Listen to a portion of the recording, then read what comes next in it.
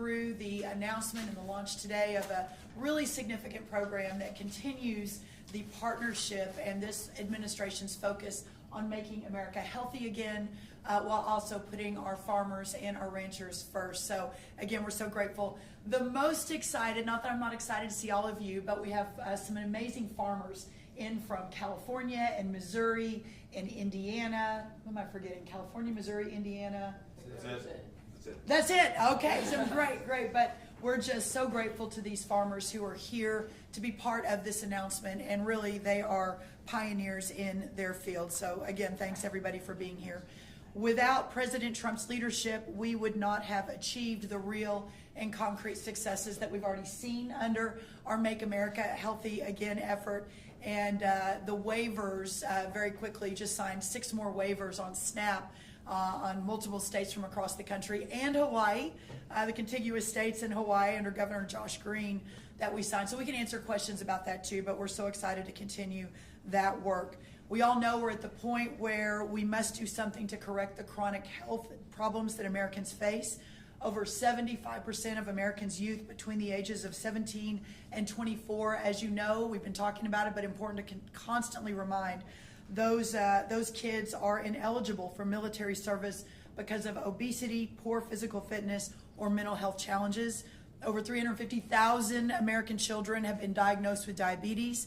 Since my confirmation as Secretary of Agriculture on the exact same day as Secretary Kennedy's confirmation, February 13th earlier this year, we've been taking bold action on this front. Whether SNAP waivers or applauding voluntary industry commitments or emphasizing local and regional food procurement in our schools or defining ultra-processed foods, all underway, we are prioritizing the health of our country. I am also excited to give an update on our revised farm-to-school grants, which put farmers first and promote healthy choices, healthy families, and healthy outcomes. This year's opportunity streamlined the application process, removed woke DEI requirements, and supports expanding access for small family farms to markets and infrastructure by facilitating connections to the child nutrition marketplace. The farm to school application period just closed, and I am so excited to note that USDA received a record-breaking 645 applications.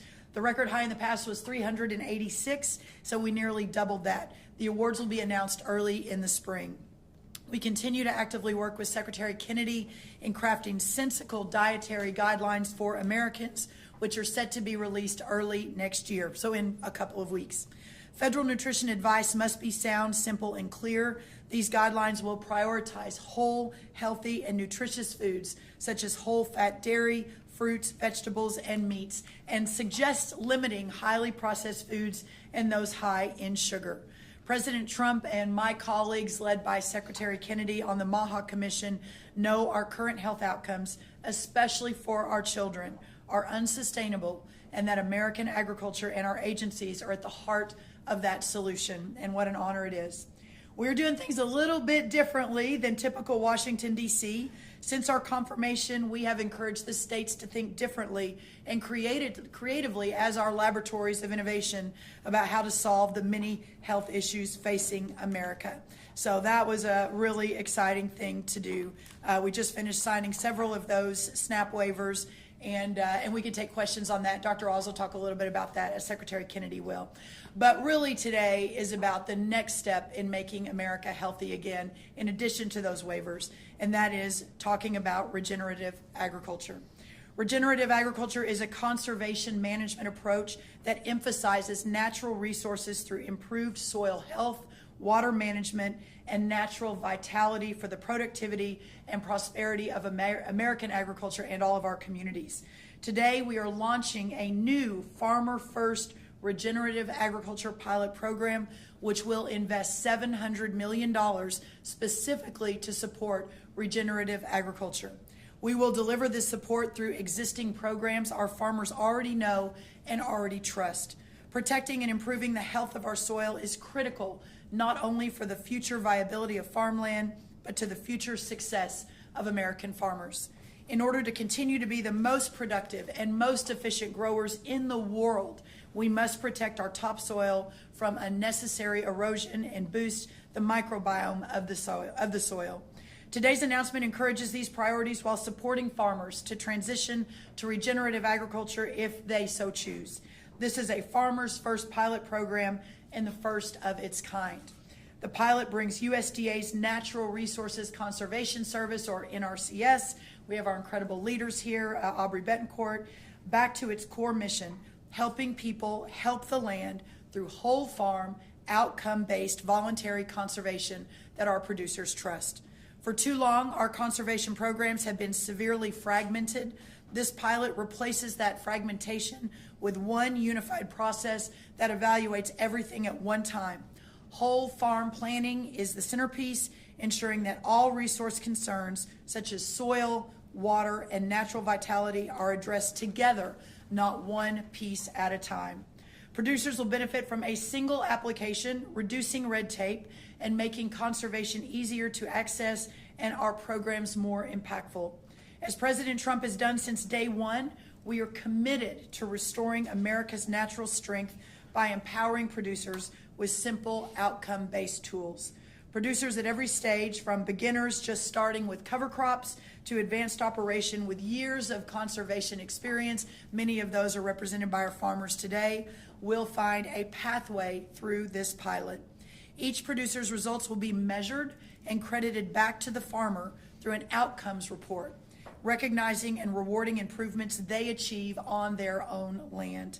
This initiative puts American farmers first as part of the solution to make America healthy again, but by supporting access to American-grown whole foods that are critical to addressing the chronic disease crisis nationwide.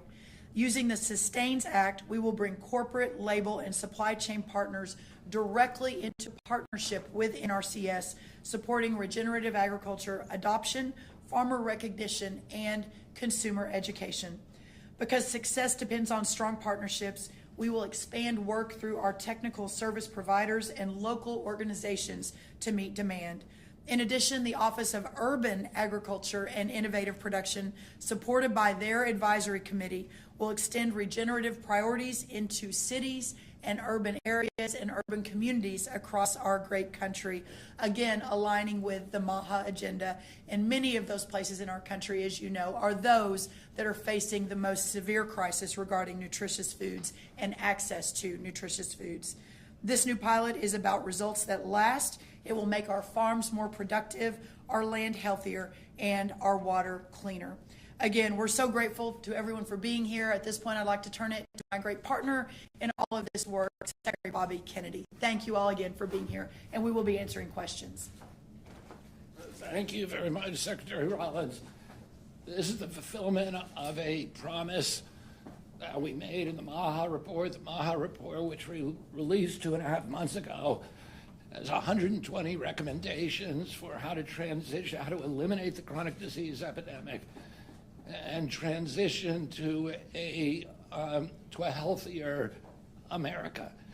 And among those promises, among the recommendations of the report, was the promise to make it easier for farmers in this country, to give them an off-ramp.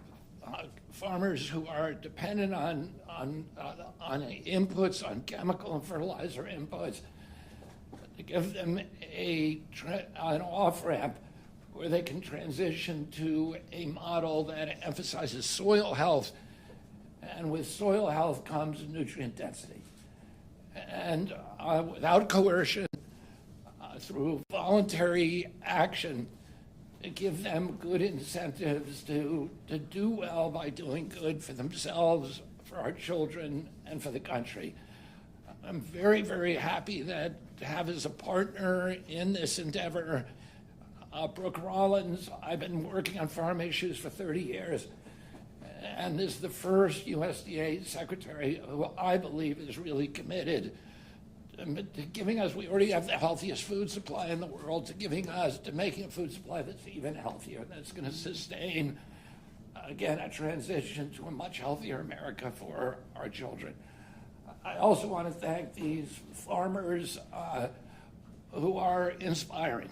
And they're inspiring to the farm community, to all of us who care about good health, about sustainability on the farm, about soil, about water retention, about soil retention, about the health of farmers themselves who are concerned about the health of their children from too many chemicals on the land. And they have given us models. Some of these are 5th, 6th, 7th generation farmers, and they've provided us models for how to do this and how to do it in a way that vertically integrates, that preserves profit margins, and that dramatically reduces inputs. So I want to thank, again, Brooke Rollins, Secretary of USDA, for making this happen, for her commitment to making America healthy again. And I'm going to introduce my partner and friend, Mehmet Oz.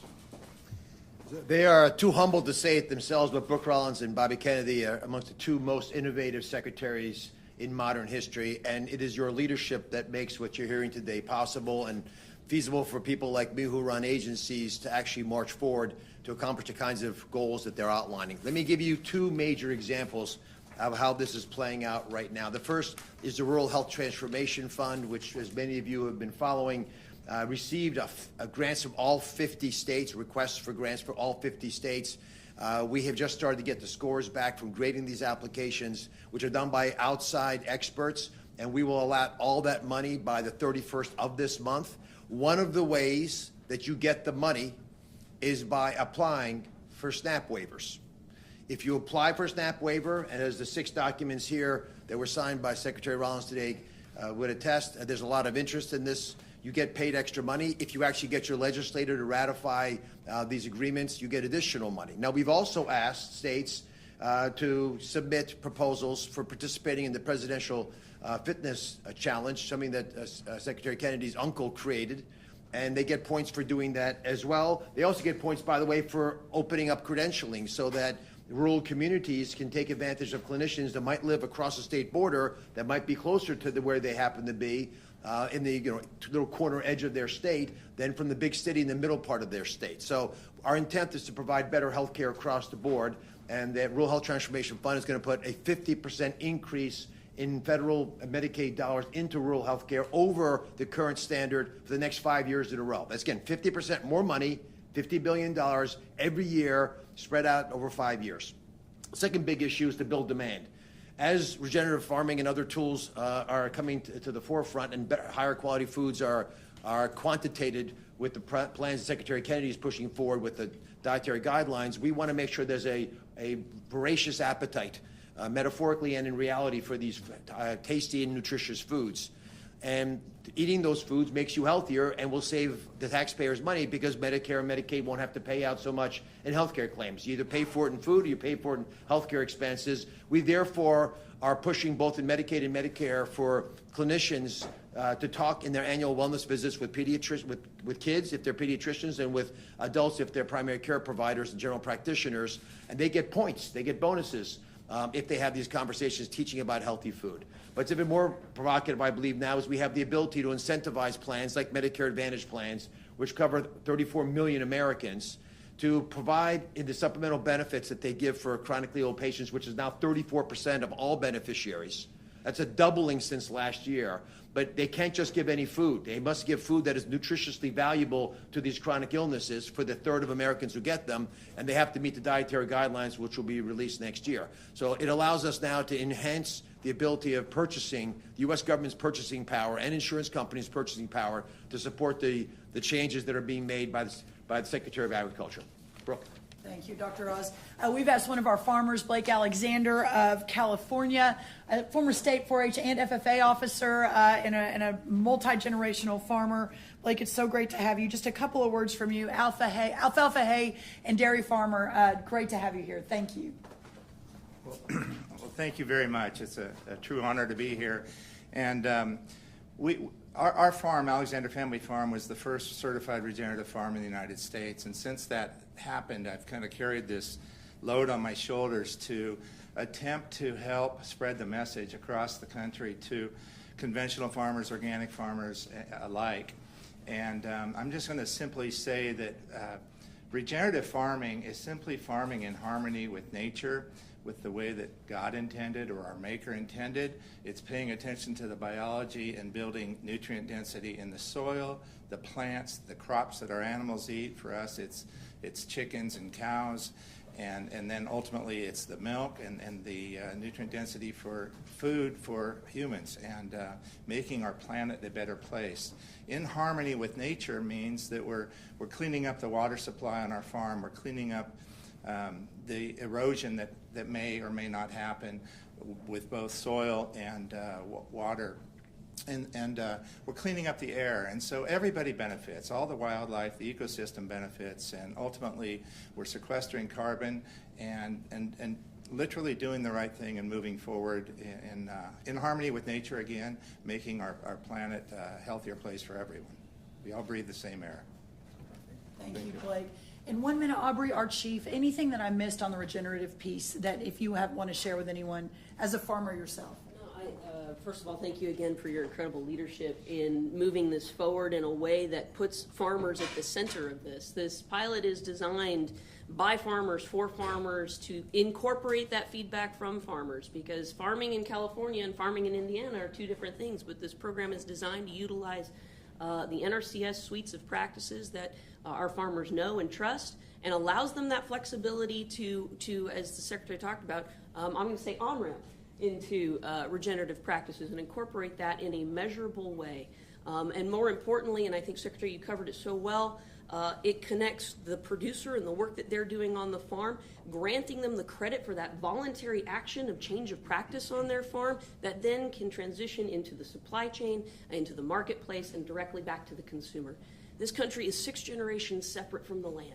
And this is an opportunity for us to bridge that gap together, and again, by looking at this holistically from on-farm planning all the way through the supply chain to the consumer. And so we're looking forward to rolling out this program in a way that farmers know, can trust, working with the NRCS offices and staff across the country in almost every county of the country to provide that technical and financial assistance to them, and again, ensure that they are credited back and seen as the solution and not the problem. So thank you so much. Thank you. And our great Undersecretary Richard Fordyce has joined us as well. All right, we'll take any questions. First up is Mike Pearson. Mike Pearson. Please state your name and outlet. Farm Progress. Farm Progress. There you are. Secretary Rollins, can you tell us what kind of criteria the NRCS will be using to assess these regenerative pilot projects? Yes, I'll let Aubrey answer all the specifics. She's been a warrior on this and working on it for months and months. The criteria is the same as it has and always been. It's EQIP and CSP. These are our standing programs that take year-round applications.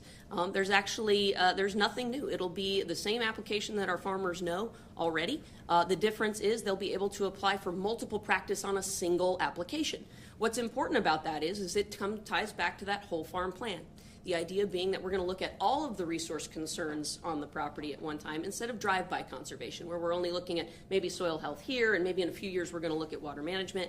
No, it's going to come back to a plan. Let's start working the plan with the farmer. This means we've got to put our NRCS staff back out in the field where the farmer, where they belong, and we're making incredible efforts and investment in that as well. The Secretary has been a tremendous champion of that. But this is the same EQIP and CSP rolling contracts as we have all throughout the year. Thank you. Yes, sir. Hi, I'm Mark Heller, EA News. Yes. Madam Secretary, I think I heard you mention urban agriculture and also technical assistance. Maybe you could expand a little bit on that. I don't think those are two things that the Office of Management and Budget really loves, but will the budget request protect them? I'll let Aubrey kind of speak a little bit to that, but clearly the urban part of this is important to this administration, understanding how we're realigning to ensure that the priorities and that we're focusing on what's important. But there is no doubt that those who are most affected by a inability to have access to nutritious foods, the dietary guidelines, let me say this, and then Aubrey, I'll let you answer the specifics. The dietary guidelines, this whole effort on making America healthy again, working on the SNAP, I'm thinking we now have 18 states, we've signed waivers, more coming by the day, the innovation that's happening. This is for all of America, but those that it will affect and benefit the most are those who are living in vulnerable communities in urban areas around this country and in vulnerable communities in the rural America as well. So making sure that we are building a system and an infrastructure that supports that as we're moving forward. USDA spends $400 million a day on 16 nutrition programs just across USDA. $400 million a day. You marry that to the new dietary guidelines, you marry that to these new programs, and all of government approach with a vision to make America healthy again, and certainly a focus in our urban areas is really important. Addressing the urban ag and innovative production component of that, we still have another year statutorily to operate that committee, and so we're utilizing it towards the president's priorities and the secretary's priorities as well.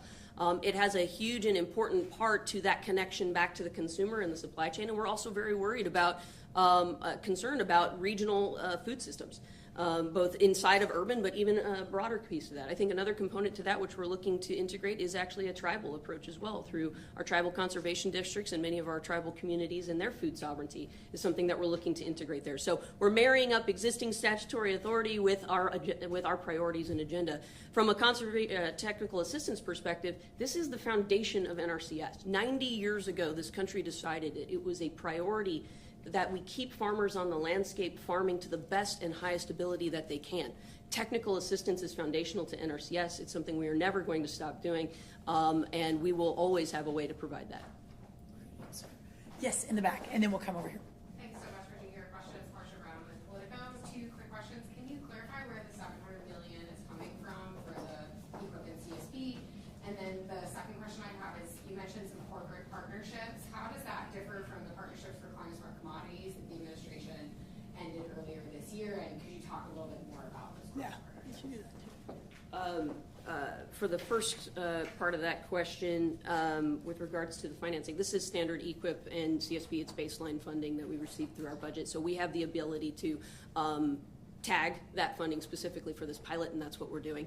I believe it's $400 million for EQIP and $300 million for CSP.